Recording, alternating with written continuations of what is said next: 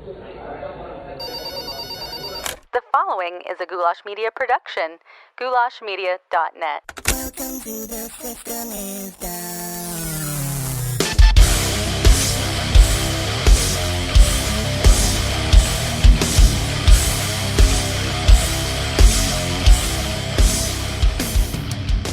Hello, hello, what is up, Downers? Welcome back to the very least comfortable show on the web. It is, of course, The System Is Down, where we talk about all the uncomfortable topics like conspiracies, politics, religion, culture, the things your family prays you don't bring up around the Thanksgiving dinner table, and we do so in a loving, open-minded, and civil fashion. So that's what we're all about here. If you're new to the show, welcome, welcome, welcome.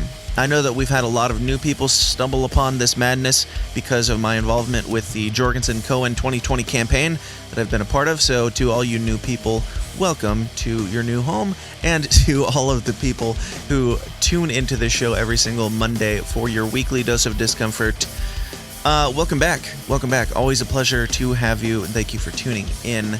So today's episode is is different from our normal format. It's a special one. It's something different. It is a panel from the Libertarian National Convention that I went to over the weekend. This is it's titled "Are Guns Really for Everyone?" The panel. I believe that's the name. I don't have it written down. Sorry, but that was the panel. It was put on by the Gun Owners of America, the Libertarian Party, and Muddied Waters Media, which is Spike Cohen's company. So there were some technical issues with what was going on there. There was something happened and they weren't able to live stream it or film it, which they thought was going to be the case. So I raced over to the place where this was happening. Spike was texting me, freaking out a little bit, and I raced over there and set up, and we were able to capture this wonderful conversation about are guns really for everyone. And I'm really glad that I did. I'm really glad that we got this, because it was a really awesome conversation. A lot of really interesting points and different takes on, gun rights and the purpose of guns. New takes that a lot of people don't get into, even in the gun debate. So we'll get into that awesome conversation here in just a moment. But before we do, I got to give a shout out to my sponsors, and my sponsors are Brave Botanicals. Brave Botanicals is your place to go for all of your natural life-enhancing products, things like kratom, things like CBD, vitamins, minerals, natural hand sanitizers, stuff like that. All the best stuff. Very good products, and the stuff that the government likes to hate because they can't put their patents on it and get their greedy little hands on the profits as easily because it's natural. That's what they are all about, and they are fantastic. I use their white Borneo kratom almost on a daily basis, and it gives me a nice natural energy, and not the dirty energy of caffeine where it kicks you in the face and then it leaves you feeling abused afterwards. It's just a nice good glow for the afternoon to help me stay focused on what I'm doing in recording these episodes and doing my day-to-day routines. So check them out, and listeners to this show get 5% off their entire order with the promo code TSID at freeounceofkratom.com. So you can get your free ounce of kratom, you can try it, and you can also add a bunch more shit to your cart and use the promo code TSID for 5% off your whole order. Check them out, freeounceofkratom.com. This show is also sponsored, of course, by you guys, the members of the Downers Club, the people who are so generous to give me their money to use wisely to make this show a bigger and better and more beautiful viewing and listening experience every single week. So thank you to you guys. If you are not a member, members of the Downers Club get access to exclusive audio and video content every single week. They get access to the Downers Club Facebook group, and there's a whole bunch of perks in there. So if you want that, if you want to support the show, help it get bigger, and get the message out there of having these uncomfortable dialogues, then please consider contributing and supporting and getting a bunch of fun shit in the process by going to patreon.com/thesystemIsdown and signing up for the Downers Club. All right, that's enough of the shameless self-promotion. Let's get into what you're here for, and that is, of course, the Are Guns Really for Everyone panel. Again, put on by the Libertarian Party, Guns of America, Muddied Waters Media, and now, because of this creation that you are watching, The System is Down is also a part of that. So let's do it. Ladies and gentlemen, without further ado, let's get weird.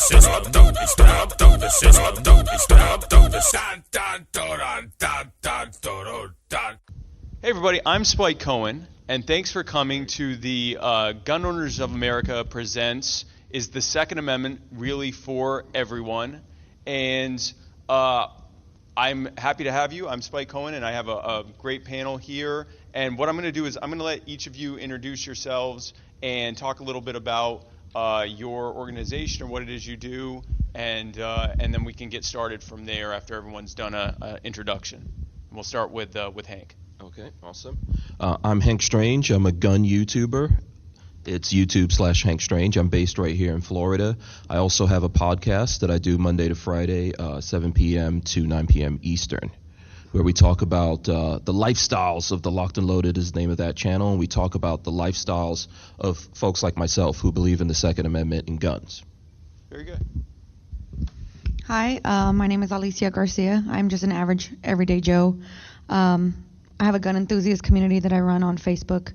We have about 7,000 followers. It's a nationwide community. Anybody could be a part of it. It doesn't matter your political affiliation, just as long as you have an enthusiasm for firearms and a voice that you want to hear or a place you want to learn. I'm also work with an all-woman run company in Denver, Colorado called Lipstick Tactical, where we do education for women, empowering them with firearms and other methods of self-protection.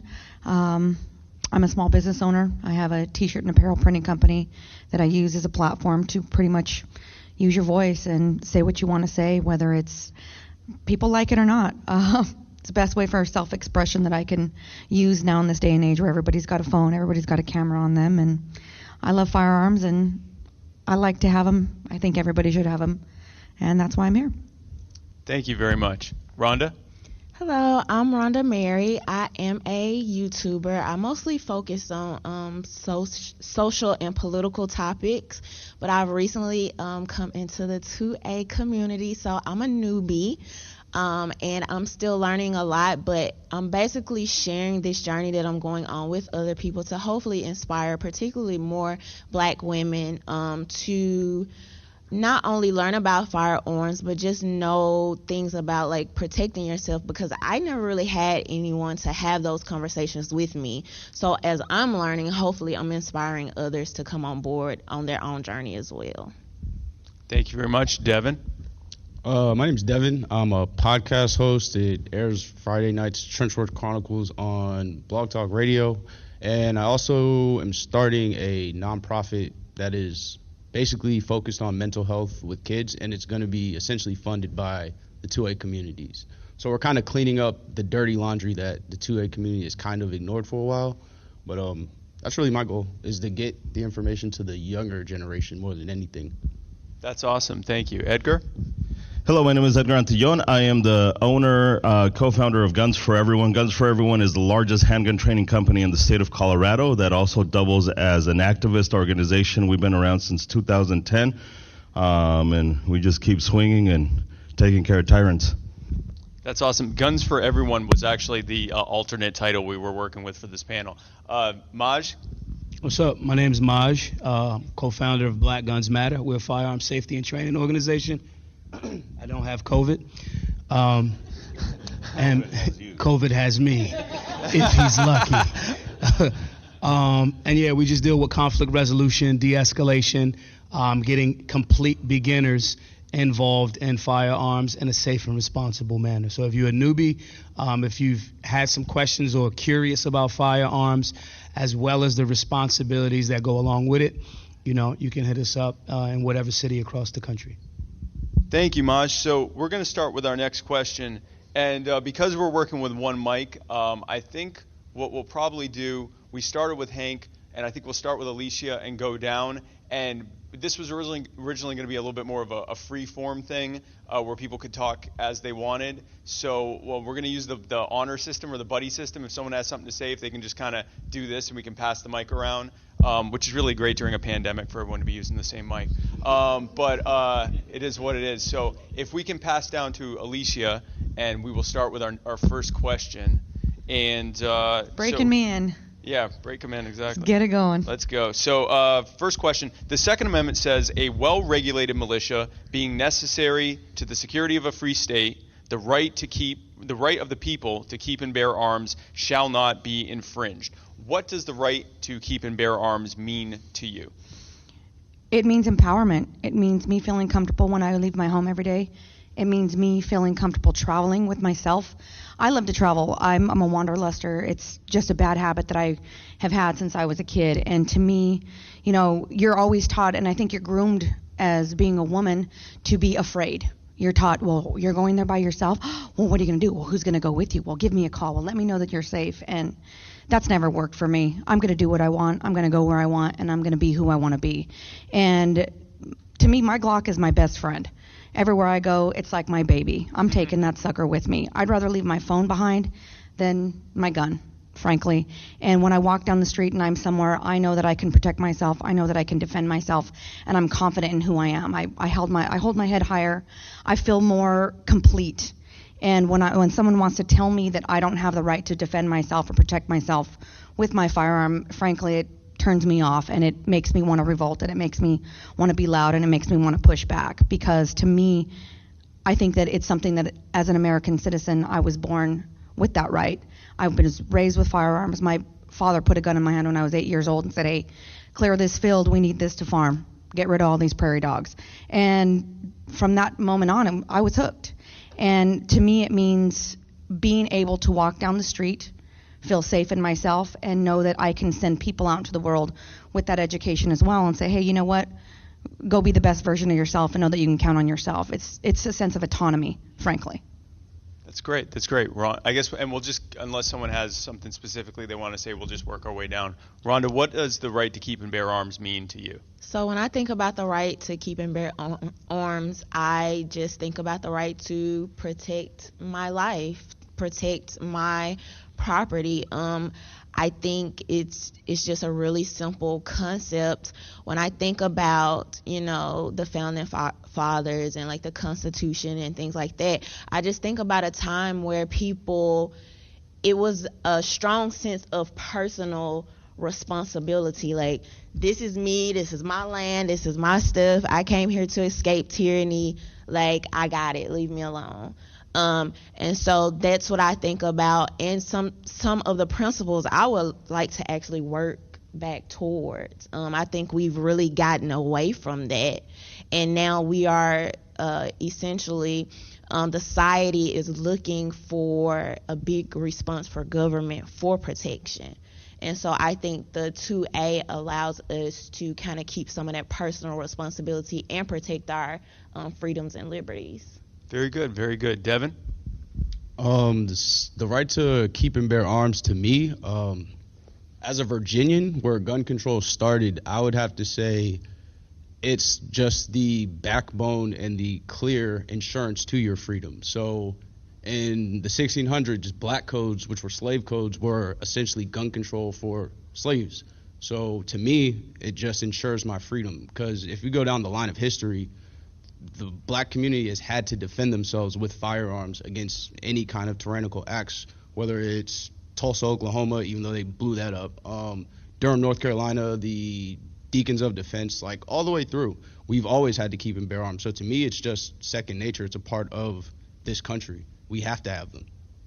Excellent, excellent. Edgar?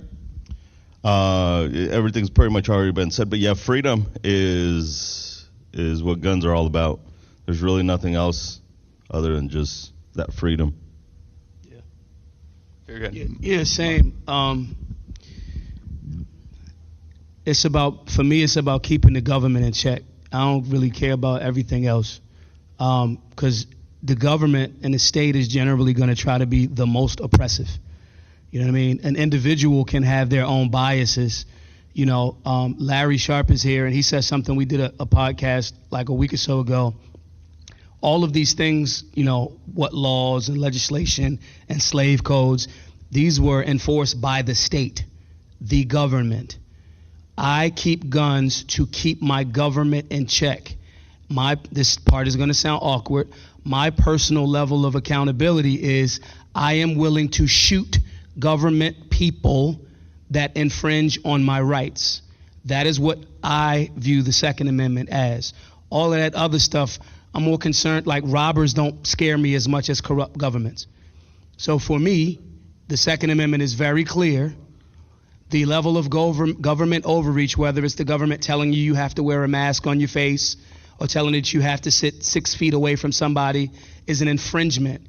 And if I do not comply, at the end of them coming up with that rule, they'll send a person with a gun to potentially shoot me. So I want to have a gun to make sure that I'm alive and limit the overreach of the state. That is what the Second Amendment is for me. Thank you. And we'll go to, we'll finish with Hank. I'd also like to say, welcome to the Libertarian Party, where talking about shooting government people it actually isn't awkward. That's not an awkward conversation to have here. But yeah, it gets applause, actually, yeah. Hank? Right. I would agree with everything that my brothers and sisters here had to say. I think the most important part of that to me is the right of the people, right? Everyone. All the people. And I think that the right to defend yourself it's something that's uniquely American, but it should be for everyone on the face of this planet, right? Has the right to protect themselves, defend themselves. I think at some point in my life I realized that I couldn't wait for someone from the government to come save me or anyone else to come save me. And I realized that I was responsible for myself and my family, the people that I cared about and loved. And that the moment that when something went wrong, it would be on me to survive or to help someone else survive. I grew up in New York City, and that's a place that has a lot of cops. It's just weird, like whenever I needed them, they weren't there, right? Yeah, absolutely, don't jaywalk. So I think that's the part of it, to me, that's the most important, and the people have to remember that ultimately you are responsible for yourself, your own security and safety. Yeah. And I think the government, when they overreach, what they're trying to do is say, no, we're responsible for you. You belong to us. And it's not that way. It's the other way around. Yeah. And when it's perfect. When seconds count, the government, the police will be there in 20 minutes to file a report. 2 hours. File a report, yeah. Right. And thank you so much for that. So the next question is, when we think of the Second Amendment, we think of self-protection. And often when we think of self-protection, we think of home intruders, someone trying to rob you or something like that. But when I think of self-protection, I think of something we'll start with Rhonda. When I think of self-protection, I think of something a little bit different. For example, at these protests, we've seen two different disparate outcomes in two different sets of protests recently. Back in April and May, we saw during the lockdown protests where people came heavily armed, often where there were more people there who had guns than who didn't, and they would show up, they would do their protesting, and they would go home, and they were largely left to do that. We then saw about a month or so later, when after the murder of George Floyd, that really brought things to a head with protests against police brutality with the Black Lives Matters protesters, that when they came out, they were largely unarmed, and they got a oddly different outcome where they were often being tear gassed and pepper sprayed and rounded up and put in cages and having their habeas corpus suspended indefinitely and so forth. There are different lines of thought as to why that is. So some are saying it's just because one group was armed and you don't bring tear gas to a gunfight. And then the other line of thought was that they were mostly white that were protesting against the lockdowns, whereas the Black Lives Matter protesters were more, there was a more of a racial mix, but mostly people of color. What do you think about that? Do you think that it was entirely because of them being armed, or do you think it was entirely because of the racial difference, or maybe a combination of the two? Rhonda, what do you think of that? This must have been a really good question because everybody at the table turned and did this to me. But I have yet to see a video of black armed protesters being tear gassed, pushed into a corner. I think the media does what the media does, and they have a very good way of spinning things. So they create the villains and the heroes. They create a lot of the polarizing news stories that we see, but oftentimes the outcome is the same.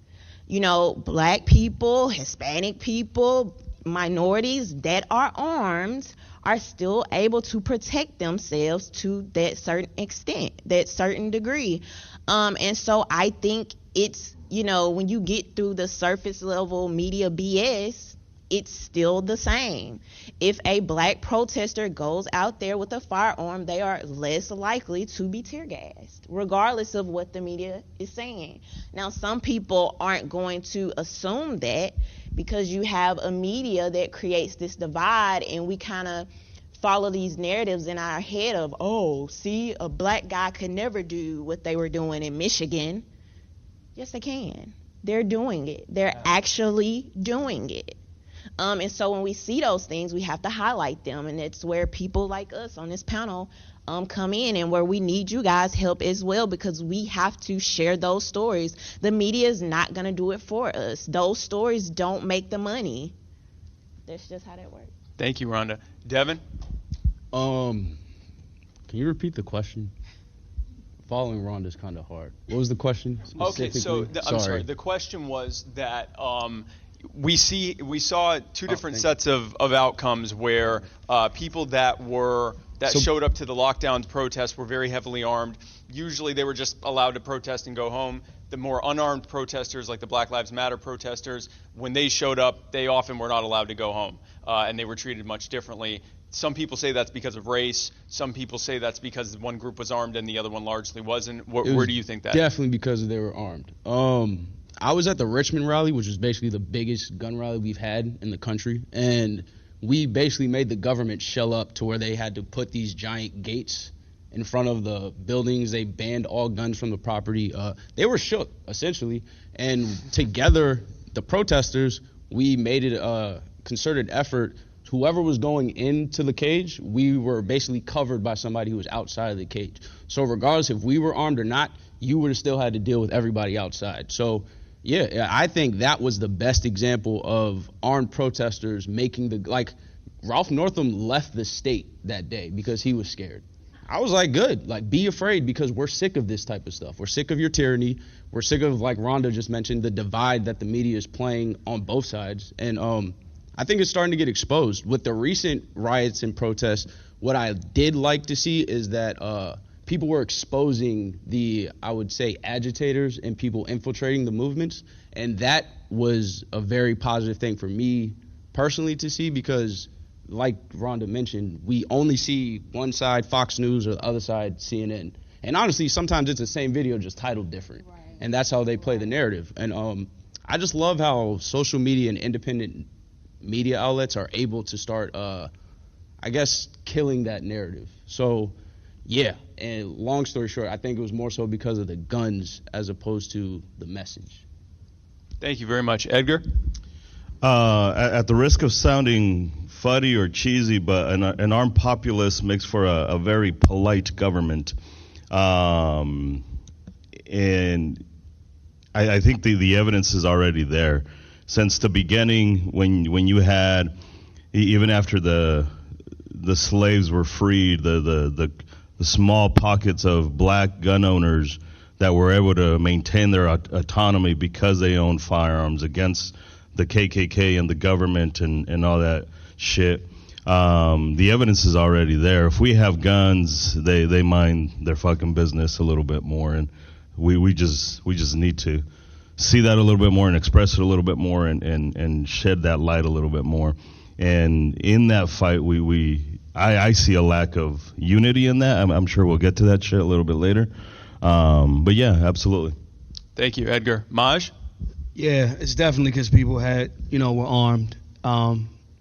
Everybody's already said kind of, the facts behind that. If you're doing a modicum of research, you see, areas even outside of just protesting, areas that have more of a respect for the culture and of the Second Amendment and firearms ownership, lower violent crimes, lower rapes, lower homicides. This is like statistics over the last 10 years. And I know the stat game can be played, But even the people that would lie sometimes use stats that argue the argument is the proof. You know, licenses to carry. I'm not a fan of licensing, me personally, but using it as a point. Licenses to carry are up over the last decade, and mainstream media won't necessarily tell you that violent crime is down over the last decade. You know, but again, it's like the media's, you know, most effective devil in America. It has the ability to trick you to believe something that's not actually accurate. We're in these frenzies, and I'm like all around the country, and everybody's chill. Everybody's like just trying to have a drink, or like, yo, when they bringing sports back, bro. Like, it's in that vein generally across the country. But if you watch television a lot, they'll tell you walk outside, it's gonna be helter skelter, you know. And so, but no, I think it was because they're armed, and I think we've submitted to a certain level of the Tower of Babel. We're babbling around each other and not communicating with each other. We have more in common than, you know, differences, and the differences are dope too, because then I get to learn about your culture and you get to learn about mine. You know what I mean? So, but yes, in regards to the government, it absolutely is because we strap. You know, America was taken by violence, you know, and so governments respect violence, and, you know, or even that show of violence and that potential show of force. So yeah, they're not doing it because like they just want to do the right thing. Like, come on, bro. Like, it's no money. It is money in doing the right thing, but we got to give them an alternative means, like incentivize with the potential use of force, incentivize them doing the right thing and respecting our human rights. Thank you, Maj. If we can pass down to Hank. Thanks. I would agree with everyone. I think that the threat of violence to meet violence is always effective. I agree with that. I think the overall question, since everything that everyone said was well said, is why with the protests after George Floyd did they leave the businesses unprotected? So I 100% agree with anyone, including someone on the opposite side of what I believe, protesting. I think when you decide to destroy property, we're talking about a different thing here. You're destroying people's businesses, etc. Someone's going to pay for that. The city, you know, the individual business owners. Why did they decide to leave it open for those people to exercise violence unmet? That's the question you have to ask yourself. And I think opposite to that, when people went prepared and ready to meet violence with violence, they decided they didn't want that. So obviously something deliberate happened here. Mostly that happened with those cities that allowed that. The people that run those cities allowed that. Where they should have allowed people to protest and make their voice heard and known, they decided to destroy things. So I think, you know, that's answering a question with a question. Yeah, no, thank you, Hank. Alicia? They call firearms the great equalizer. And obviously that's the point, is you level out the playing field. And I think people are more likely to listen when there is firepower present. I think people are less likely to feel threatened when there isn't firepower present. And I think that it has been misconstrued by the media. They call it programming for a reason, because you are being groomed 24/7, what to think, what to feel, who to believe, where to stand, what to eat, what to shop. You hear more about what they want to demonize rather than what works, because by controlling people with fear, you get fear-induced submission. And that is the American way these days, to tell people how to fall in line. And when people show up and they retaliate by representing themselves in force with firepower to back them up, the automatic response is to demonize these people. And let's make it a two-paradigm debate. Let's make it, these people showed up, but they were white and they had firearms. So that's why nothing happened, is because these people were white and they had guns, as opposed to these people.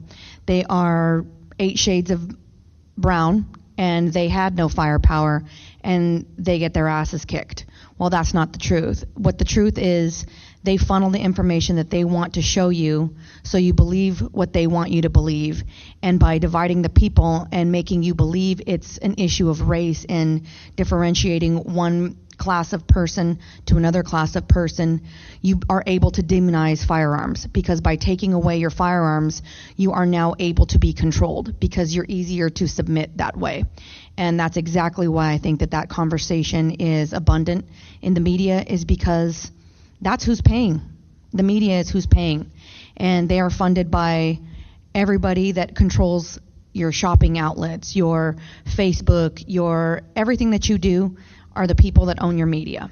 And I think it's time that we start getting together as people and realizing that these rules were set in place, these amendments, our Constitution, these things were set in place based on the fact that we were fleeting tyranny. And that's exactly what this is. It's just a different form. It's a more controlled form. It's a modern form.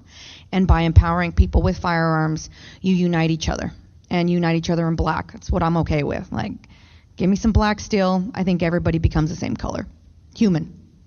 Yeah, well, and we actually just saw in Stone Mountain, Georgia, several hundred armed black protesters marched on Stone Mountain, and they were left alone. We didn't see any tear gassing. We didn't see any pepper spraying.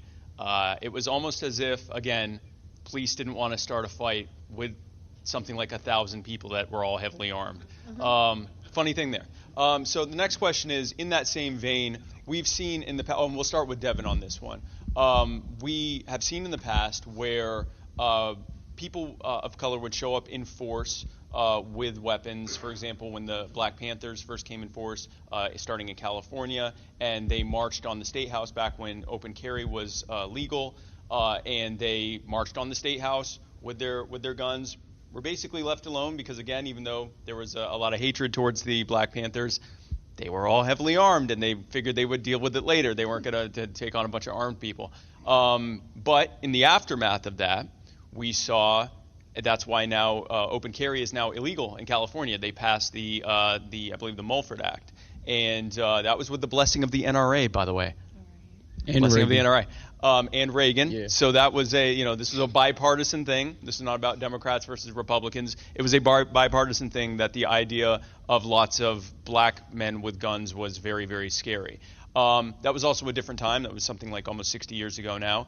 Do you think that has changed where now that there's not going to be as much government resistance against large groups of people of color getting armed, and whether or not there are, what can we in the greater gun rights community do to fight back and make sure that if there were a large show of force of people of color with weapons that had government responding by passing laws to try to limit that, what can we do to fight back and show like a unified front? I guess the best answer to that, the first part would be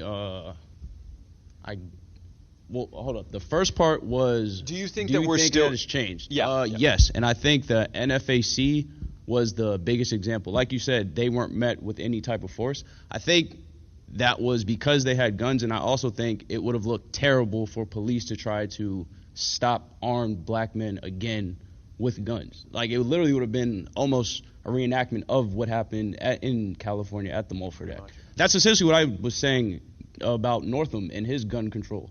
It was that you're basically reenacting the Mulford Act, and these are racist laws. Like, bottom line, they're racist laws. So from then to now, I would say, yeah, that's changed because the media and everybody has a phone. So cameras are on everybody, so you can't hide or sway information anymore. So in a sense, yeah. And then I think with more black gun groups popping up, especially like Black Guns Matter, like, you're completely dispelling any false narrative that is attached to a black gun owner anyways. So yeah, I would say the narrative is definitely changing. Very good. Edgar? I'm going to respectfully disagree with this fool right here. I don't think anything's changed. I call everyone a fool. That's just a Mexican thing. I can explain a little bit more, but I don't think we have enough time. I don't. Yeah. I better keep it on subject.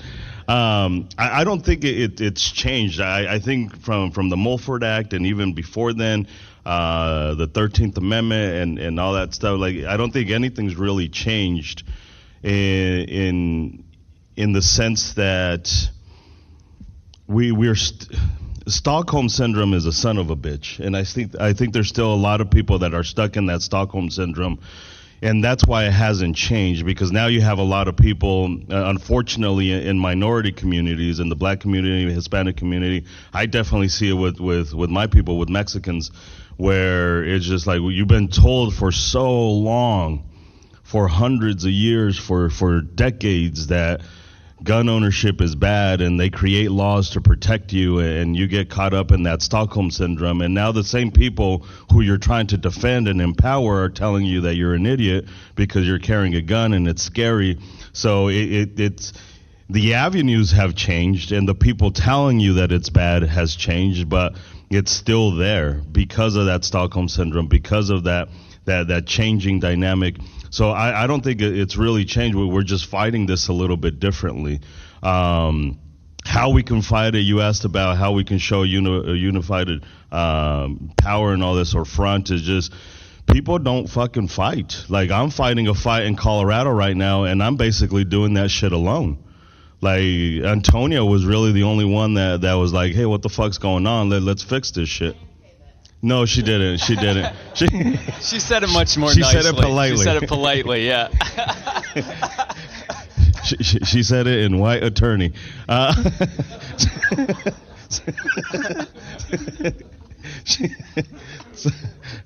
Yo, this is our shit. Like I don't give a fuck. Like, for real, she was the only one that reached out, and GOA was the only one. I mean, there's not much that they can do at this very moment, but it's just, in Colorado, there's a bunch of gun groups that can come out and be like, hey, what the fuck's going on? Like, why is this sheriff stepping out of line? Why is the sheriff not doing what the fuck they're supposed to do? Instead of doing that, they're just like, oh, well, it's no PR for me, so I'm just going to step back, and I'm the only motherfucker swinging. And I'm just taking the hit after hit after hit, and everybody's just like, oh, okay, well, I guess you're fighting, yay. Like, I don't need that. I don't need somebody to fucking just tell me attaboy and shit like that. I'm not fighting for an attaboy. Like, I'm fighting to make sure all these motherfuckers have gun rights and freedom, and there's no infringement, and we keep these people in check. But everybody's just willing to be like, oh, okay, you got this. Like, no, like, what we need to do is actually fight together, not just say we're fighting together and then people step back. That's how we change the ship. Yeah, that's actually how Antonia talks to me as well. So right. That's, yeah. Maj, do you think things have changed, or what do you think? No, I don't think anything's changed. I agree with Edgar. The fact that there's still a panel, and we're talking about the fact of, throughout American history, anybody here know what the first federal gun grab was? Wounded Knee. Indigenous people to this land, to Turtle Island, right? Melanated beings, right? So that's like way back in the day. Then we can fast forward through history, and now we're having a conversation about, underrepresentation. You know how many times I've had to like alley-oop for Edgar to come to stuff? Like, why? Oh, because Black Guns Matter is the trending topic. Where are the Asian people on this panel? No, it has not changed. PR has just gotten better. You know what I'm saying? When we had these conversations about, that armed group, when I look in, and I'm going to be a bit cavalier here, when I look in these gun groups and I see high-level influencers saying things like, these guys clearly might have had some airsoft stuff. Everybody don't got $3,000 for a cool AR build, right? But the argument is now, when I'm looking in the comment section where you think you got some anonymity, right? And I'm going, oh yeah, those guys are out of shape. Everybody's out of shape. That's not the prerequisite for exercising your human right to defend yourself.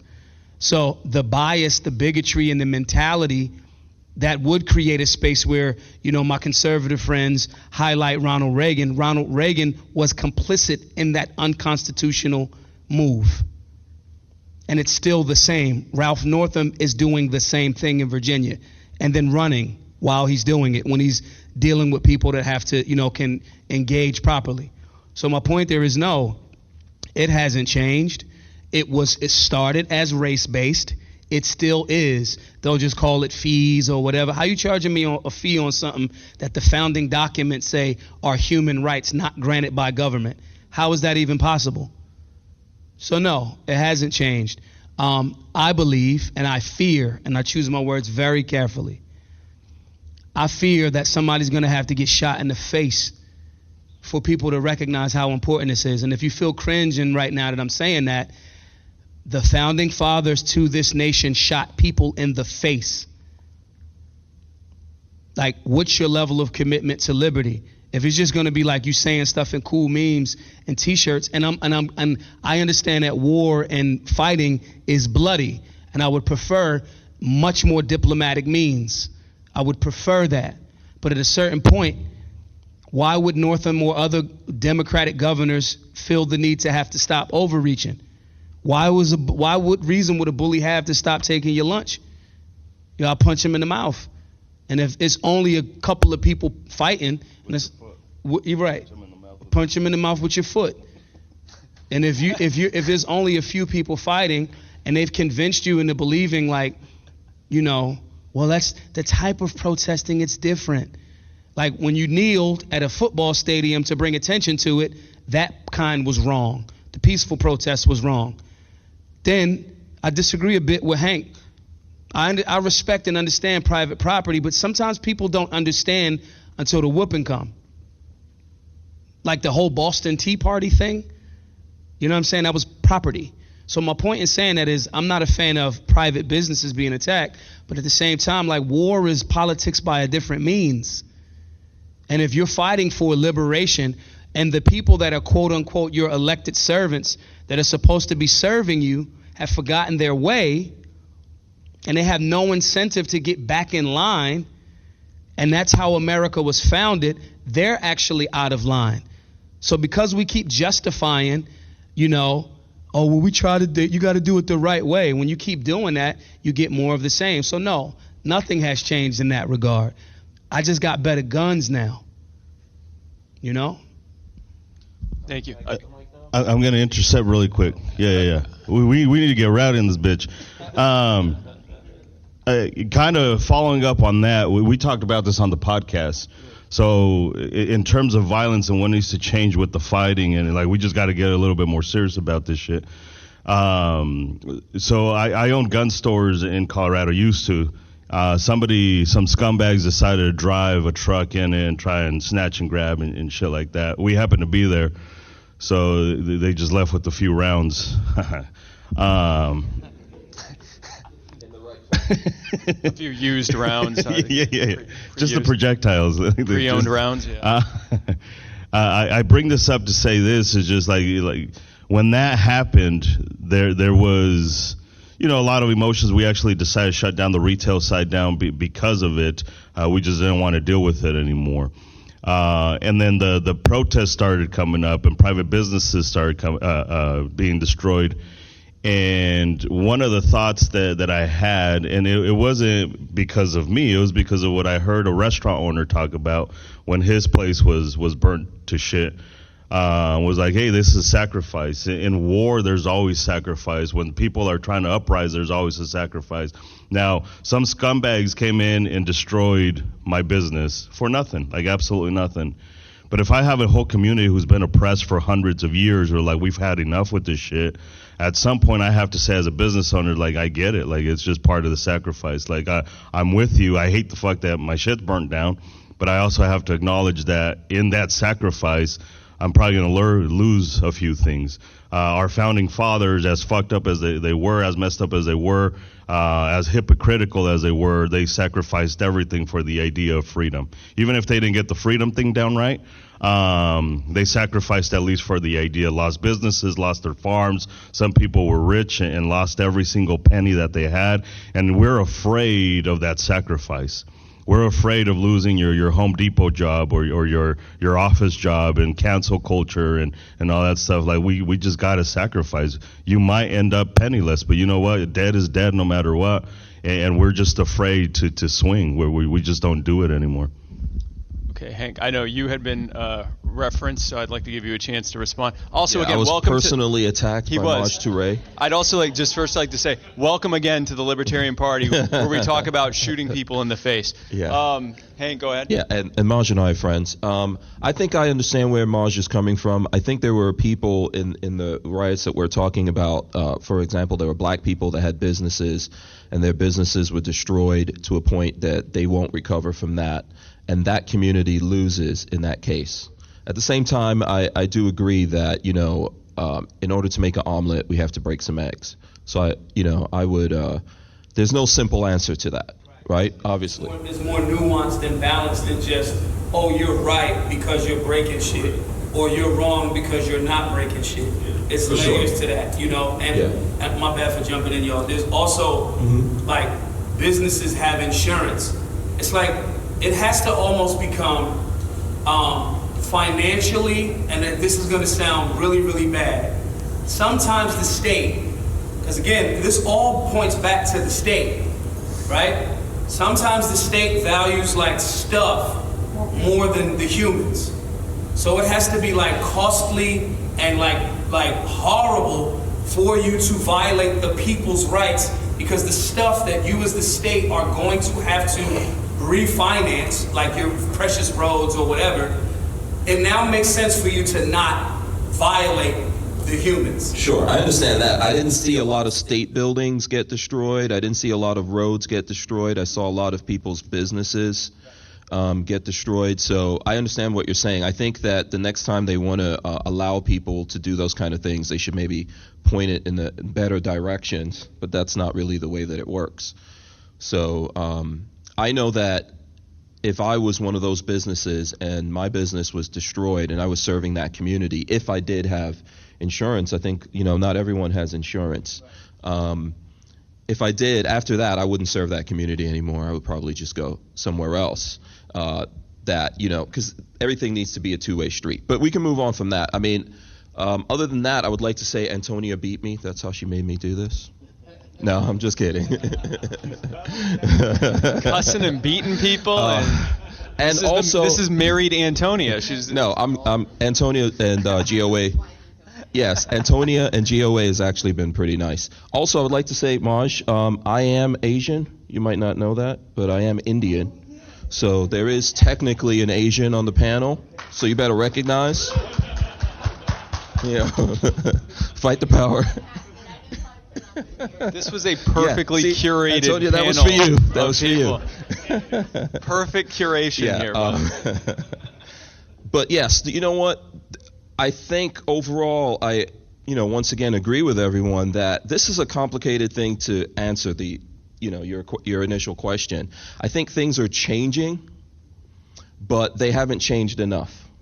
And we don't have enough support from folks out there. That's really the big problem. I think that we could use some support from the Libertarian Party. We could use more support from the NRA. We could use more support from Republicans. I could just go on and on here. We just really need more support from each other, for that matter, right? But it's changed in terms of, as Devin said, there's more of us standing up now. I think black people always believed in guns. They always believed in protecting themselves. There's been kind of a brainwashing going on, and a lot of them don't want to come out publicly and say that, or didn't. And where maybe, folks like yourself, myself, everyone sitting on this panel, we're helping to change that, but we're nowhere close to that. We're very far away from that, and we need to work harder, and we really need the support of the people out there in order to do this. This is a very difficult, expensive thing to do. There's lots of other options that we have when we talk about business, of things that we could go into that would be so much easier. Myself as a YouTuber and someone that relies on social media, every single social media that exists that is recognized universally by people comes down on me. I've had my YouTube channel deleted and videos demonetized, which really doesn't mean that much, except they suppress the crap out of it.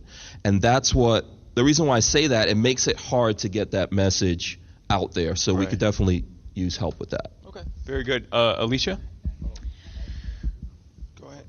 I didn't know if you were taking Alicia, are you going? So it's really up to Alicia because she has the mic. Are you? Listen. Are you willing to give it up to Alicia? Listen.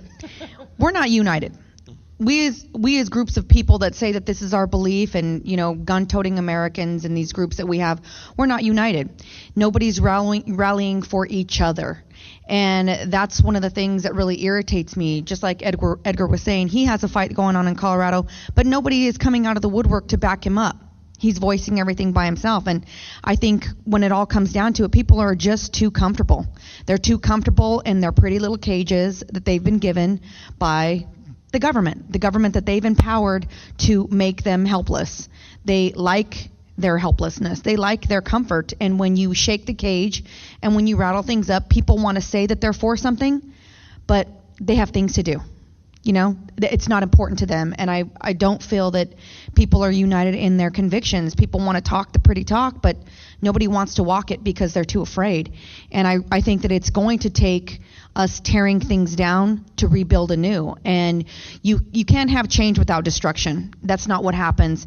That's a law of nature. That's a law of chemistry. If you want something different, you have to destroy what is old. And I think people are afraid to start breaking things. And I'm all about it. Okay, Rhonda?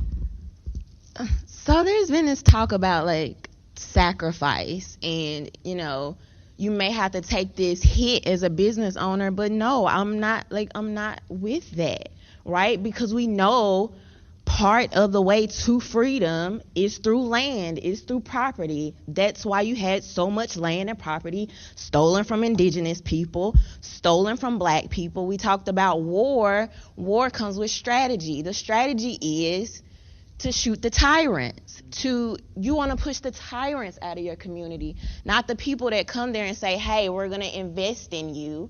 We want to help you. We want to help fund your roads and your schools. So I just think this whole idea of it's a circle, right? Because you, instead of running down on Ralph Northam, you're burning down mom and pop, and then mom and pop has to move out, and now Target is buying up everything and moving in. Yep. And so it's a repetitive circle. You can't go into war with no strategy. And that was one of my biggest problems with the NFAC. I'm cool, I'm supportive of what you guys are doing, but let's not be reactionary. You have to have strategy, and for things to actually change, it's a very consistent commitment. I think Maj used that word earlier, or maybe Edgar. It's the commitment that actually changes things and get things done, and you can't do that without strategy. You don't just do that with anger. Oh, let's just burn it all down. And now, everything is gone. You've moved the families out, the business owners whose kids actually go to school with your kids, right?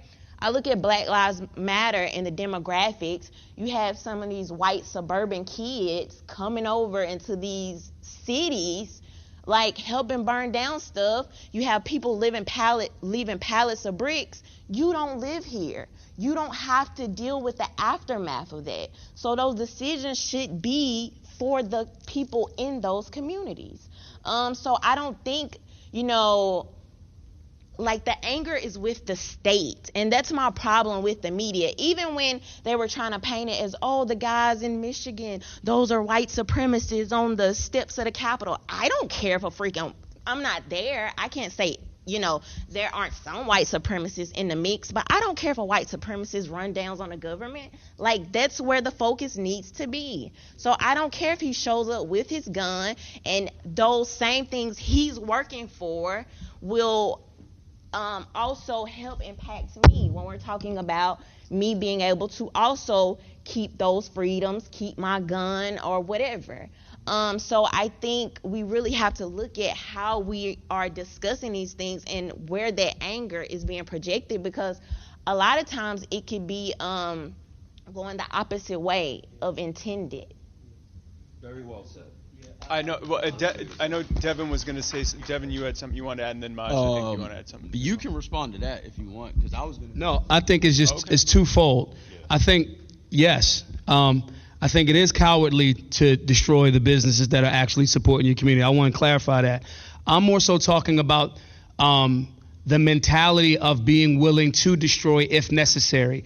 That is, I'm not saying that devoid of tactics or strategy. Tactics are short-term, strategies long-term, right?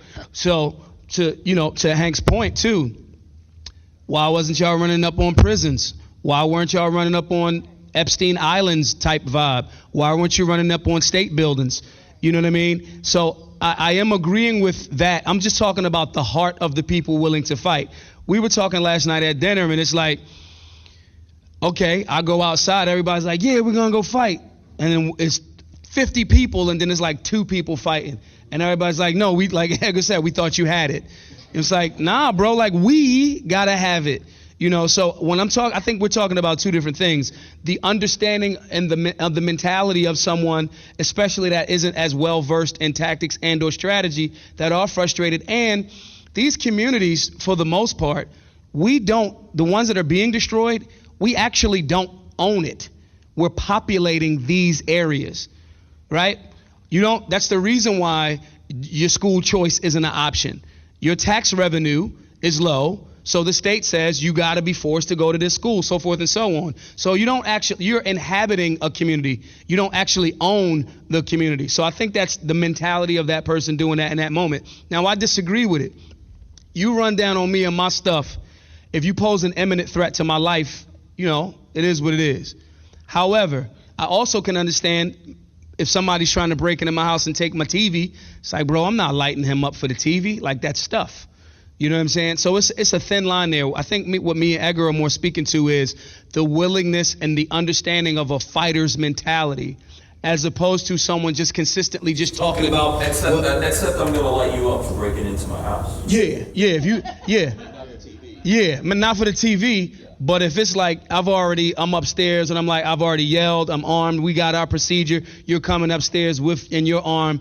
Then I'm gonna call my lawyer and I'm gonna high five my homie. This is more complicated than right, exactly. And I just wanted to say that because I don't want to make it seem like half of our group on this panel is saying, yeah, burn down private shit. Like, no, we respect private property. But and the other half is saying like, no, there's layers and levels to it. And you got to figure out what your personal level of commitment to it is, as well as understanding the mentality of the person that hasn't read the same books or doesn't even understand that libertarian, yo, I'm gonna respect your stuff thing. You know what I mean? People don't talk about this. It's too complicated, and they don't want to take the time to get into this and understand how many levels and layers there are. And a lot of it is that we see. In the minority communities is we have a lot of people who have probably a little bit more influence than we do just because of the systemic issues that we have in this country that sit back and say, well, like I don't see it. Yeah. Like I don't see it in my neighborhood, so it must not exist. It's not there. So then we get from the people that do have some sort of influence, again, because of systemic issues, they just sit back and say, well, like, I've never seen that. So I don't have to deal with that stuff. So there's no anger in there. Like when you live through hundreds of years, like me Mexican, like hatred against Mexicans in the U.S. is a relatively new thing. I say this, it's existed, but it's a relatively new thing compared to what the black community has had to gone through. So our anger is building up because it's been a few hundred years.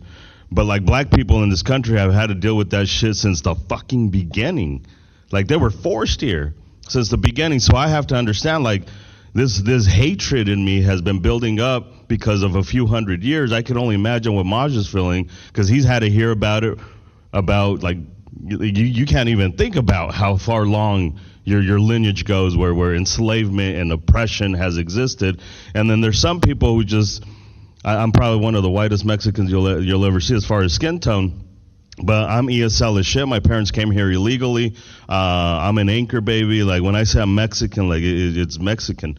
And like there's a lot of people that just don't have that complexion. They have the complexion protection, and they have some sort of influence, and we just don't see that anger. Like you just got to understand the anger. We're not asking you to condone it. Like we talked about this on the podcast. We're not asking. We just need you to understand like why the fuck we're so mad. Like it gets tiring. And just because you don't see it doesn't mean it doesn't exist. Okay. Devin, I'm good. They Okay, all right, okay, cool. So, well, good. So the next question is, and I think it was Edgar was next to start. Hell yeah. That so we see a lot in the 2A community, in the gun rights community. We see there's sort of this disconnect with many that are in it who will say, the Second Amendment wasn't written for deer hunting, and the Second Amendment the purpose of it was for fighting against tyranny. But also, if law enforcement tells you to do something, you have to do it, and you always must comply. And if they do something to you, it's probably your fault, and what happened before the video started. And we see this kind of disconnect between we must fight to the very end against the tyrants, and we have to do everything that the tyrants tell us to do. Where do you think that comes from, and how do we deal with that? How do we bridge that gap for people that aren't making that connection between talking about fighting tyranny and being okay with when tyrants actually are engaging in tyranny? Ooh, I'm going to step in it a little bit. I think, I don't think I can look at Antonio when I say this. She's just going to cuss at you, that's awesome. Yeah. This is very complex as again, it's one of those complex conversations. I think when people were brought here to this country against their will, or when this land was stolen from individuals that were already here, there was a certain belief system that was instilled in them. And in that belief system, there's a lot of teachings of, I'm trying to be PC on a motherfucker here, and you really don't have to. This is the Libertarian Party. I'm a vice president running on a platform of abolishing all gun laws and freeing most of the people that are in prison. So you can say whatever you want to say. When you instill, like, if you read the book of this belief, like Christianity, it talks about respecting the laws of the land, and it talks about respecting. So you steal a people's culture, and then you tell them, my book says you have to follow the laws of the land, and you have to be respectful of what the person up here says, because if you don't, then you're going to hell, and you're going to be judged for forever and damned into eternity and stuff like that. So I think they use religion to keep that oppression there. And again, it's just such a complex thing, but it's I don't know what the fuck I'm saying anymore, but I think people have not done I think people have not made the historical context between, again, if we tying it back into, for me, it's always going to be the state. Crimes have victims. Robbery, rape, homicide, right? If we isolate it to those kind of three, right? Law enforcement should be to enforce laws that protect your stuff and your body, right? Because we've given so much overreaching power to the state and the law enforcement being foot soldiers for that state, we've allowed something that was a noble profession of peacekeeping, being a peace officer, being a constable, being there to do community policing to catch the actual bad guys and girls, the people doing robberies, raping, and homicide unjustifiably, right? We've continued to give that carte blanche in areas where it is no longer acceptable. So then you've had a culture of Andy Mayberry, community police and sheriff that's like, hey man, I'm going to be around everybody. I'm going to love everybody, respect everybody. But this bad guy that came through and robbed, we got to have him have his day in court. That's a noble profession. Now, when the state continues to make more and more things unlawful, now that law enforcement officer switches from peace officer to law enforcement, force being the word, we're not looking at the historical context of what the redcoats were doing. They just switched the color. It's blue now. So then you associate this unwavering support for someone that may have joined the force to do a noble thing, fight actual crimes with victims, and now you're giving them carte blanche and things that are actually overreaching into your rights. And that historical context has not been given. You have given your enforcement officers too much leeway and zero accountability. So now, when it's a monstrous thing going out of, control, now you want to say we back the blue. I do not back the blue if they're doing things that are not in alignment with the oath that they took. I don't. When you're catching robbers, rapists, and homicides, I'm with you. When you're not, I can't rock with you. And that's more to that, layered conversation that we're having. I get treated very well by most law enforcement. They just let me ride on beaches when there's a lockdown in Miami. I'm not going to pretend like everyone that puts on that uniform is a horrible person. But that does not mean the fact that you guys didn't murder Breonna Taylor. You did. And we've allowed it. We, the people, have allowed it because we have not allowed enough of our checking the government. So that's the balance, and that's my position on that whole, that's that balance between, hey, I respect you if you're catching robbers, rapists, and unjustifiable homicides. I am totally disagreeing with you if you're enforcing unconstitutional laws. I recover now that the Holy Ghost yelled at me. I guess we've also expected as a society for law enforcement to take care of our morality issues, and that's wrong. There's a lot of stuff that morally I completely disagree with, but I don't want the government to take that away from me.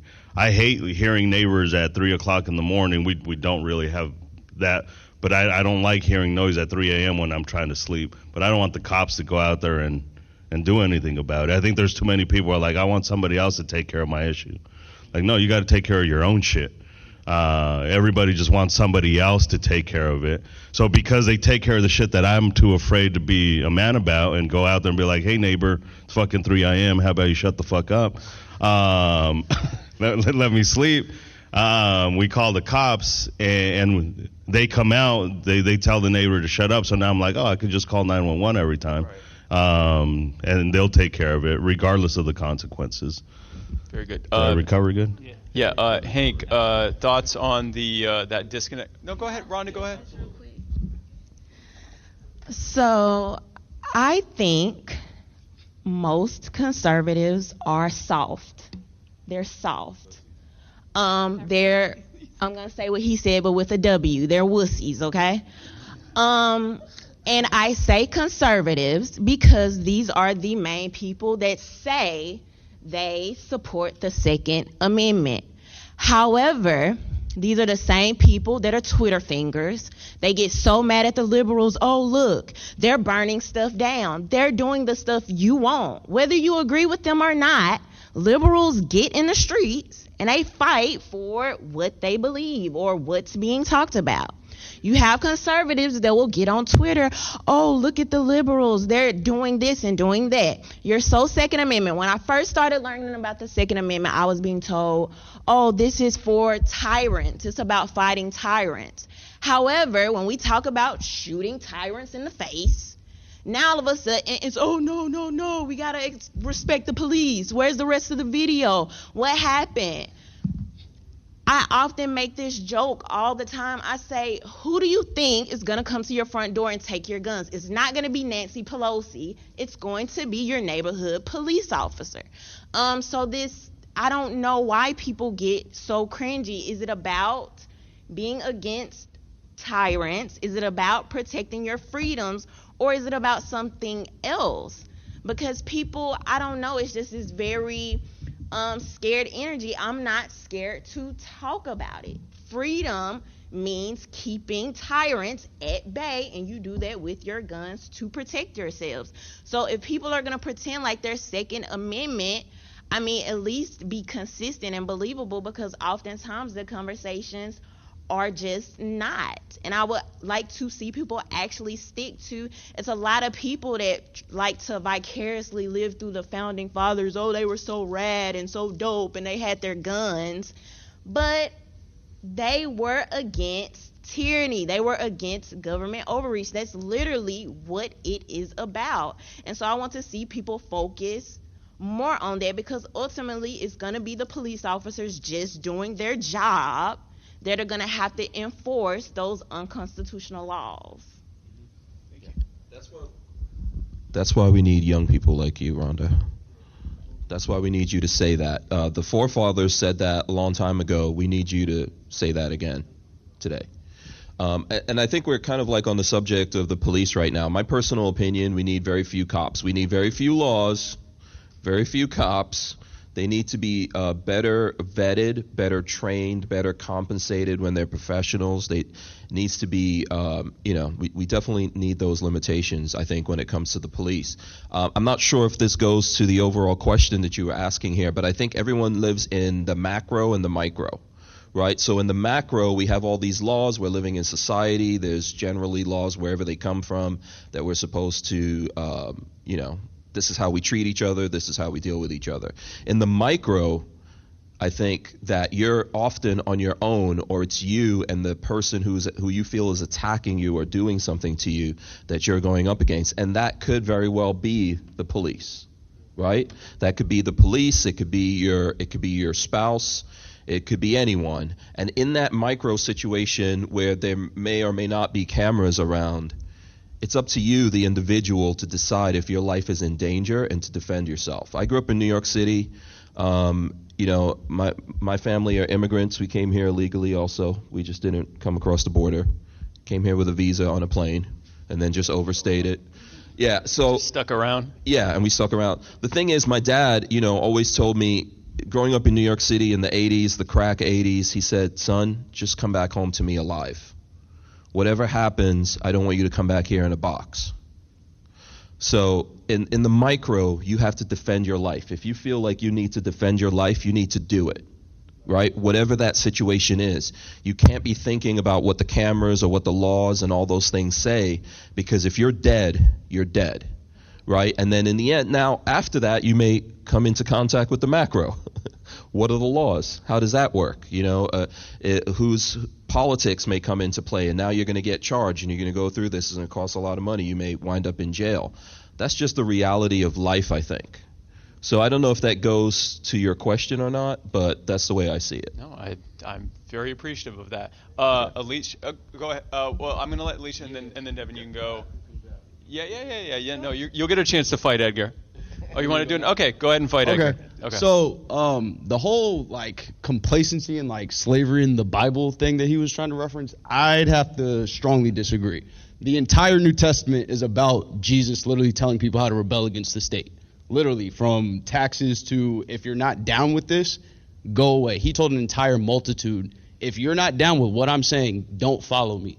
I think that's the actual problem, is what they also said, or what he also said, was consistency. There's no consistency in people's alignment with their morals. And if you're always going to bounce in, what do we call them, grifters? If you're going to grift back and forth on different topics, regardless of if it's about freedom or not, that to me is the biggest problem. I said it yesterday to Rhonda. People only like their flavors of freedom. And if it doesn't fit their narrative or empower them and feed their narcissism, they're not going to mess with it, because they probably believe opposite of what you believe, but that's not the point. The point is we all submit to an objective truth, which is freedom. And to me, that's what we all have to get back to, is the bottom line being just about freedom. Yeah, I know. And, okay, Alicia? Sorry. Yeah. It's all good. So I guess the question was the paradoxical effect between, are we supposed to revolt against tyranny and then do as we're told with law enforcement? And I think one thing that people seem to forget is we are indemnifying these people. The power is within the people. If we want to change things, we need to change them. We hold the power, rather than just submitting and saying, oh, well, that's the way it is. No, you don't have to take it. I think people forget that it's their right to say no. And I think people are becoming more and more complacent in realizing that, oh, okay, well, that's the way it is. No, that's not the way it is. That's the way you're allowing it to be. And by allowing that to happen, you're becoming part of the problem. And I don't want to sit here and say that I'm against law enforcement. My favorite uncle in the whole world, he's a retired captain. He's probably one of the most respectable men that I've ever met in my life. But that doesn't mean that there's not, bad apples in the batch. There's bad apples in every batch. The thing is, when it comes to law enforcement, I don't feel that they're my ally. When I see law enforcement show up, They're coming to give me a ticket. They're coming to tell me I'm wrong, and they're coming to take my money, and they're coming to get me dependent on the system and become broken, in a sense. They want me to pay a ticket. They want me to move my car. They want me to follow rules that they have decided need to be followed because it makes their department money. They need to meet a quota. It's not what it used to be. You used to call the police to feel safe and to feel protected. Now when you see cops show up, everybody's like, oh shit. You know, it sucks. They're coming because you're being too loud, or you parked your car wrong, or somebody said you did something. That's not what this needs to be anymore. I think, just like Edgar was saying, we need to be responsible for ourselves. Start taking ownership for what you need to do. If you don't like something, use your voice and stand up for it. Don't go run and hide behind somebody, because by doing that, you're saying that it's okay for them to speak for you. And your actions are showing that that's what you want them to do. So you need to take your power back, and you need to figure out what the hell that means to you as a people. You know, I don't like to call the police. I don't want to be a cop caller, especially when you come from a minority, poor neighborhood. We don't call the cops. You don't call the cops. Nobody wants to see the cops around here. And you're told to, hey, well, if something's wrong, call the police. What are they going to do? My car was stolen. I still have never heard back from the cops. But don't forget, you ran that parking meter past the time, so now you owe $50. They remember that. So I think things have become very, very misconstrued on what the duties of the law enforcement are supposed to be there for. And I think that people need to start changing those things and making their voice heard. And people aren't united in those convictions, and that's what I would like to see change. So yes, I do think it's very paradoxical. Yeah. Thank you, Alicia. Go ahead. Yeah, go ahead, man. I think with the police, if there's an issue with police departments, it's that we abdicated that to them. So police departments work for the towns, right? That's how it works. Now, in a lot of cases, they think they're, paramilitary or whatever it is, and that's perhaps a problem. And they think they're different from civilians. They are civilians, and they work for civilians. So when there's a problem with the police, you need to, go directly to who's in charge of that. So where I live, there's a sheriff. We elect him. I see him. I know him. He knows me, right? If they don't do something I like, next time it comes around time to voting, I don't vote for them. Other places it might be the mayor, whatever. But we abdicated that to them, right? And that's why they feel like they have that power over us, because we gave it to them to be in charge of our safety and security. And that's why we need to be responsible. I think that's what I said in the beginning, like we are responsible. At the end of the day, we're the ones responsible. The more we give that to them, the more police officers we're going to see wherever it is that we live. That's, Well, thank you. And so the next question, I think we'll start with Maj for this. Okay. And this is going to be probably a fairly short question. I say that I'll probably end up taking an hour. But I think this will be a very, it's a short question, so maybe it'll have a short answer.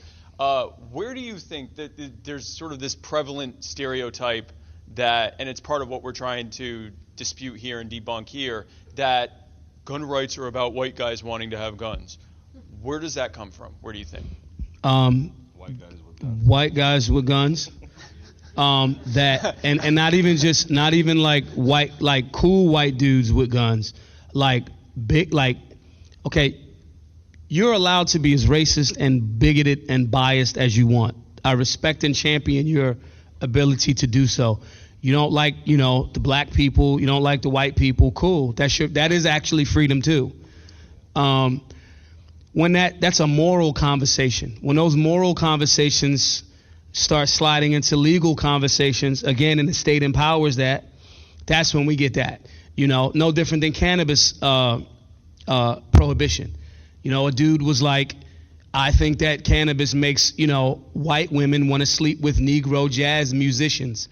That is the origin of cannabis prohibition in America. Like literally.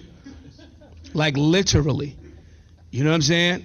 And then it became policy, empowered by the state. That's a literal reason why he came up with that stuff. And he wound up becoming like the original like DEA czar type vibe. You later found out what the real reason was. My point in saying that is, again, it goes back to the state. It was a biased person that had the means to create legislation, and the state empowered it. If you're biased, if the state does not justify it or sanction it or quote unquote legitimize it, or if you're not strong enough to violently overturn that potential sponsoring of the state of that bias, then it becomes law, right? Then you fall back to, oh, well, I'm supposed to follow the law, you know? So it comes from that. It's wrong. Historically, you know, the winner tells the tale. So, but in reality, melanated beings in this nation and across the world have had a strong relationship with firearms ownership. The problem is, like the indigenous people, you know, they were like, yo, it's the land, bro, like use it. Like, we're not tripping. But if other people were like, yo, we're going to use this land and we're going to build like, this is ours and we're going to take this from them and so forth. It's just a difference of philosophy. You know what I mean? So now if you're at a point where you know that the state is violent and will try legislation first, try those means of legislation, and then return in kind with violence when it's sent to you, and you win. I mean, like, hello, the Bundy Ranch, hello, like they won, violent.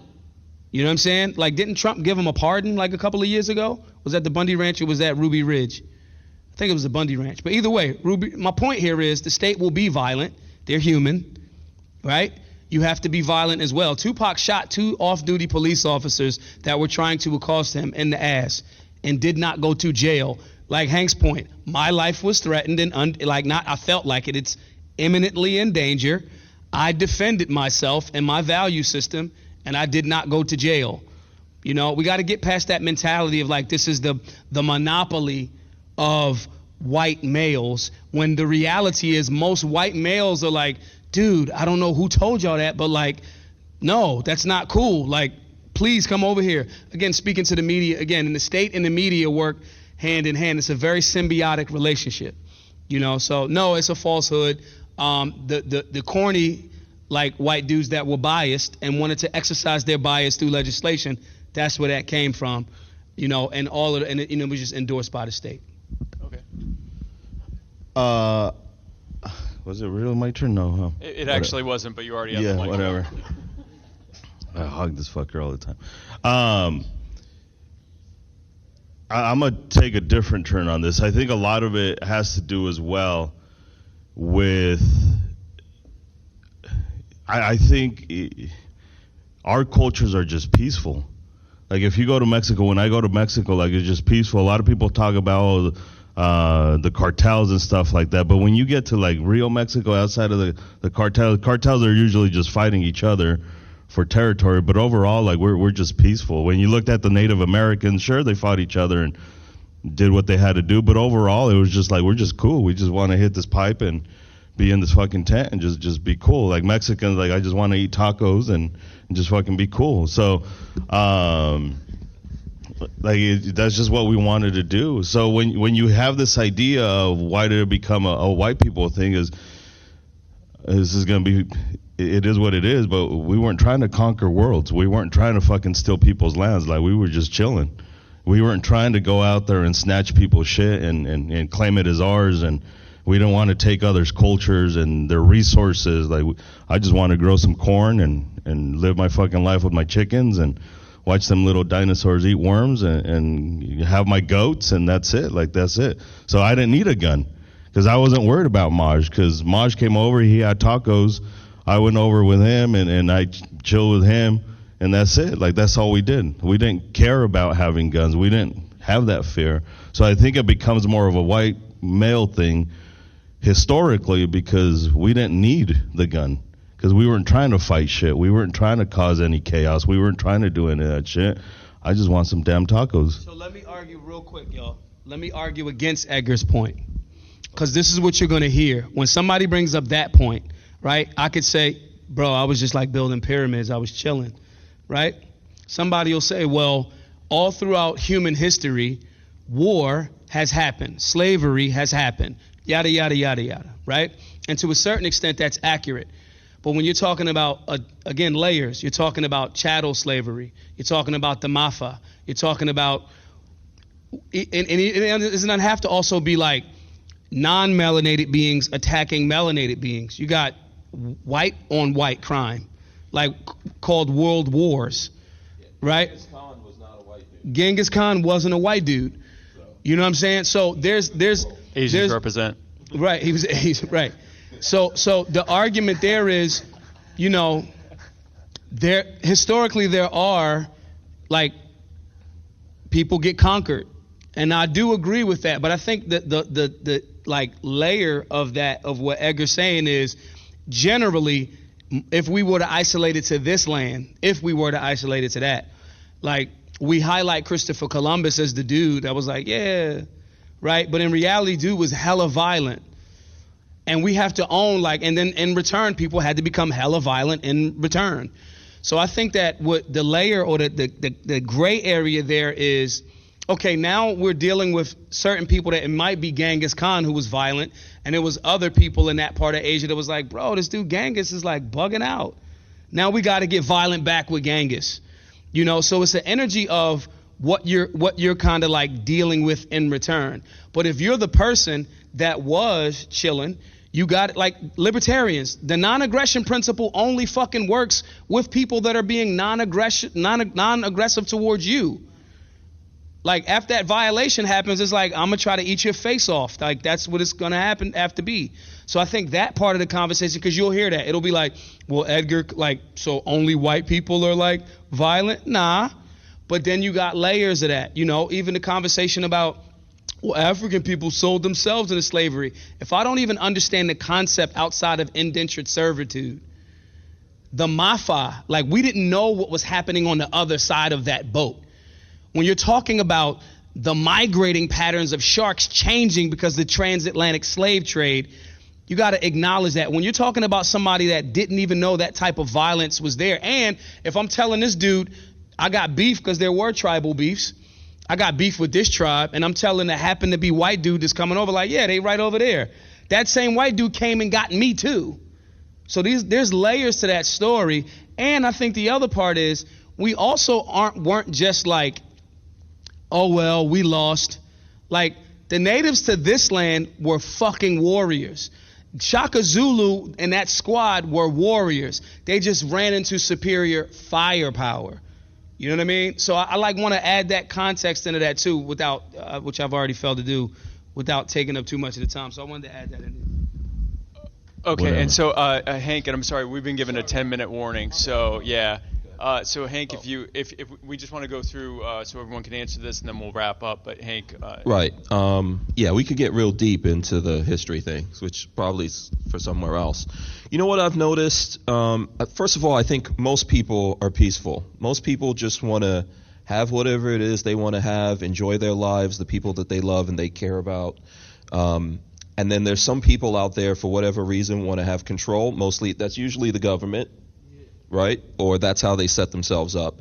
I've found I've been doing this for like 7 years. I've found that when it comes to, there are a lot of white people with guns.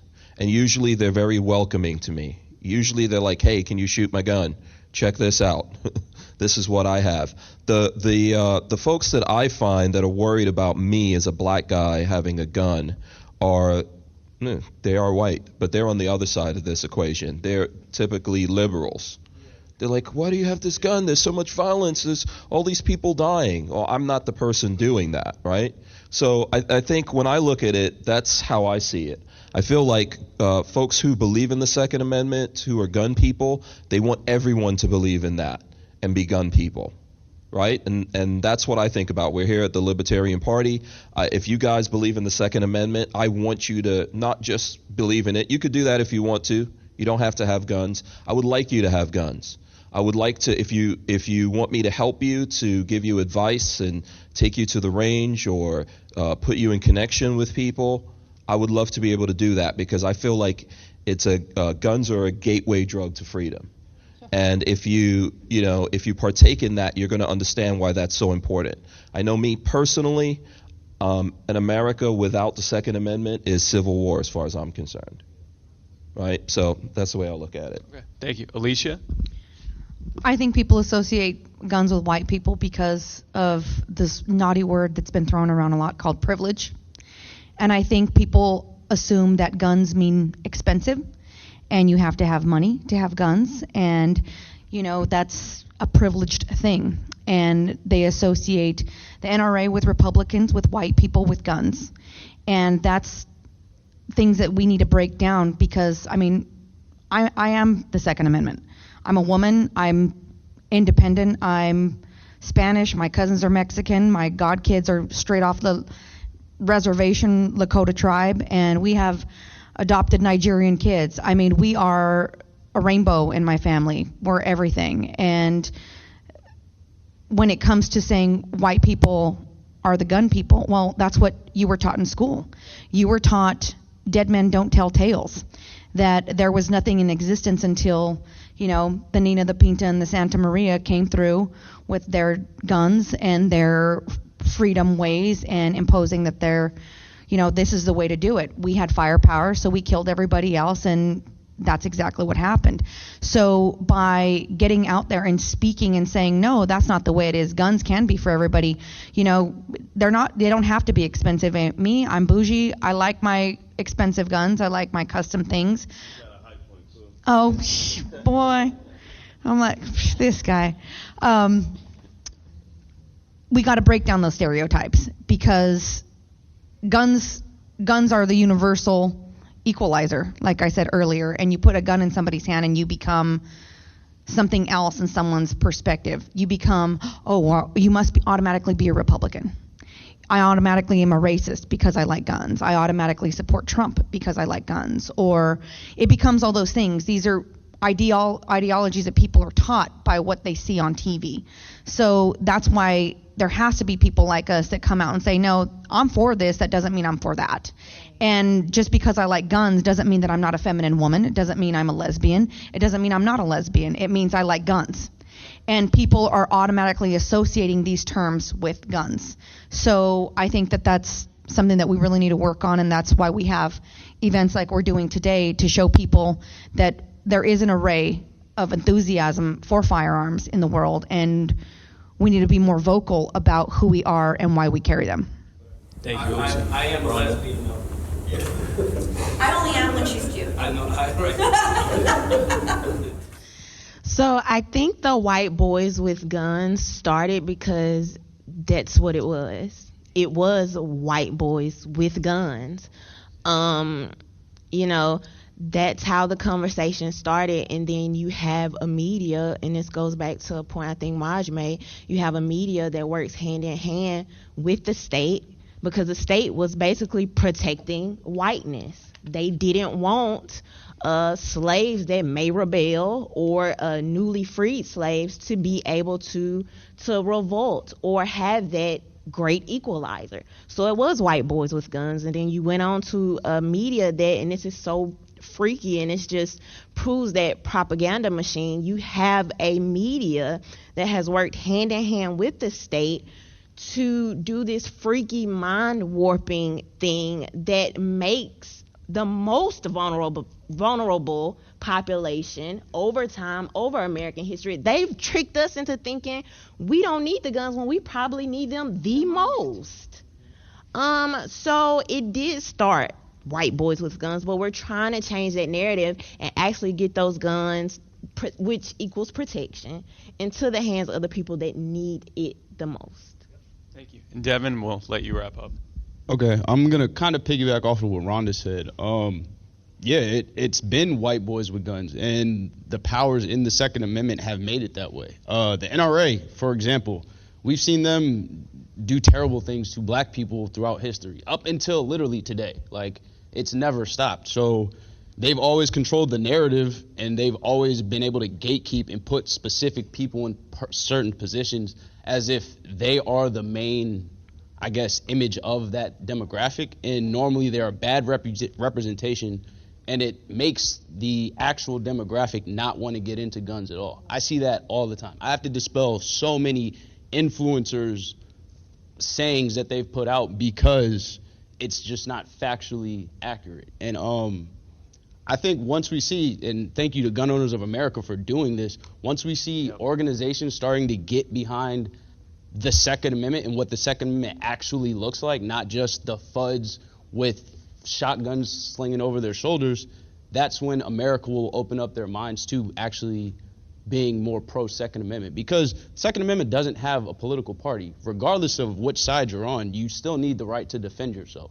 So in my opinion, it's been that way because the gatekeepers have made it that way. And now that we're getting into a new era where everybody's more independent, especially with like media outlets and everything, we can really start dispelling that narrative and that myth. And like I said, get into the intimate side of the Second Amendment, which is the history aspect, the self-reliance aspect. Like, I think a lot of people have mentioned it already. To me, the Second Amendment and guns in itself are the kindergarten basics to freedom. Everything else comes after that. Because once you can defend yourself, you become more self-reliant as in your economics and your education, really throughout life. And that's really my saying, I guess. Thank you. Very, very good. Thank you. So, thank you to everyone for coming to the GOA event for the panel on is the Second Amendment really for everyone? I would be remiss if I didn't mention the fact, and I would first of all let me say the gun owners of America are not endorsing me or Joe Jorgensen. Neither is anyone here. You're certainly welcome to, but no one is here yet. But I would be remiss not to mention the fact that Joe Jorgensen and I are running on a platform of, among other things, ending the ATF and the National Firearms Act, and declining to enforce any federal gun laws. So I just had to mention that, since I am the Minister of Defense. You can absolutely. You can be. We can actually put you in charge of making sure that no one will enforce any of the gun laws. So we'll have you come around and yell at them if they try. So even at the state level. So again, folks, thank you so much for coming, and thank you to our panelists. If we can have a big round of applause for our panelists. Thank you. And thank you guys again, and thank you.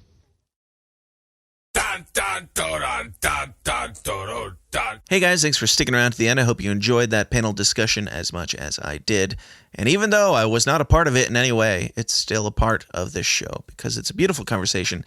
And all of those panelists were incredible, and I would love to have them on the show, and I will probably be hitting them up in the near future. So if you're one of them, good job, and be on the lookout. Anyway, it was a lot of fun. The entire convention was a crazy, chaotic experience, and a new one, just racing around for 3.5 days, chasing around Spike and Joe all over the place. So it was awesome. Got a lot of good content, a lot of good footage, a lot of good everything because of you guys. If it wasn't for you, the show wouldn't have gotten to the point that it is, and then I wouldn't have gotten to go out to I wouldn't have gotten to go out to the Illinois convention, which means I wouldn't have gotten involved with Vermin Supreme's campaign and all those people that got me involved with Spike Cohen, that got me involved with the Jorgensen campaign, that got me involved with all this stuff that made this possible. So you guys are directly funding the advancement of liberty. You're directly funding the advancement of the message of it. So thank you guys so much who support the show and helped me be there. And especially, of course, to everyone who kind of put the rage out there, so to speak, when my involvement with the campaign went away for a moment. Thank you to you guys who supported me and who believe in the work that I do to push for my involvement in this thing, because I really do mean it when I say my main goal is just to push the message forward. It's awesome that my name's getting out there too. It's awesome that Joe's name is getting out there. Those are happy side pluses, but my main interest in doing these videos is to get people's eyes and ears on this idea and this message. So thank you to all the members of the Downers Club and everyone else who supported that happening. If you want to hear more of some of the behind the scenes stuff, my rants and thoughts of my experience at the National Convention, I will be doing a breakdown of that in the very near future. I also, while I was at the convention, I did a late night high rant with James Ray, which was an experience and a delight of a ramble on thorium. So if you want all the behind the scenes stuff, please consider joining the movement at patreon.com/thesystemsdown and signing up for the Downers Club.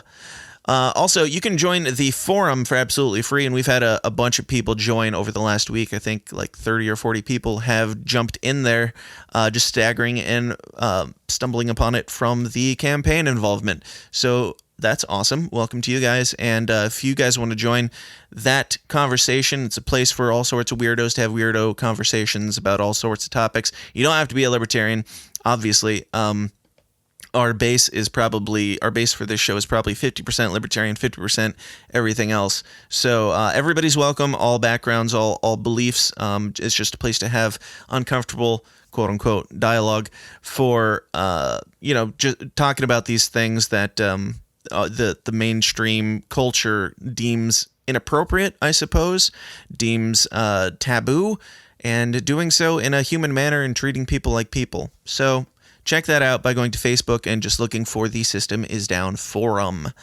That'd be cool. So what else do we got going on? I don't know what's going to happen with this campaign. I don't know what's going to happen with my involvement, but I do know that I'm going to make a bunch of shit for it, and be on the lookout for that, because I've got some plans. So the other things are, please like, share, and subscribe. I know it probably doesn't do anything for me to say these things this long into the episode because you've all left by now, but if you have stuck around this long, I will give you the typical YouTuber shtick that should probably come at the beginning of the videos, but like, share, and subscribe and help the algorithms, because that's the only way we get this message out there. That's the only way we keep this thing moving forward on all the platforms: the YouTubes, the Minds, the Gabs, the Twitters, the huge tubes, the libraries, the Instagrams, all the stuff. Please click all the buttons and do the things that millennials do so well. You actually are helping. Also, leave a review on iTunes, and if it's a question, I will answer that question on this show. I will, I promise. And if you are not familiar, we do have another show on this channel. It is the QAnon Chronicles with Scott McElroy. And I know a lot of libertarians are going to cringe at the idea of QAnon and how gross and right-leaning that is, but we are a place for all sorts of information and just seeking truth and having the conversations and the dialogue. Scott is a Trump supporter, obviously, and he's also an honest and awesome, genuine guy who is amazing at digging into things in the news and the things relating to some of the conspiracy side of the QAnon news stuff, and venting and ranting and spewing that out, so it is all in a nice compact place. So check that out. I love the show. I listen to it every single week. Even though it is a part of my show, I listen to it more than I listen to my own voice talking, believe it or not. But check it out at QAnonChronicles.com, or wherever you're listening to this right now, you will find it there every single Friday. QAnon Chronicles. Yeah. What else? Anything else? I don't think so. I think we're good there. I think we're good and long-winded enough, and you are not even listening anymore. But if you are, thank you so much for submitting yourself to this slog of an outro. And if you want more of it, go join the Downers Club. Guys, you're awesome, and I love you all for listening. I love you all for everything that you do to help this thing. And if you will have me, of course, I will be back here again first thing next Monday morning with some more uncomfortable content for you. Until then, please continue to question everything, stay uncomfortable, and I'll talk to you then. Thanks. This has been a Goulash Media production.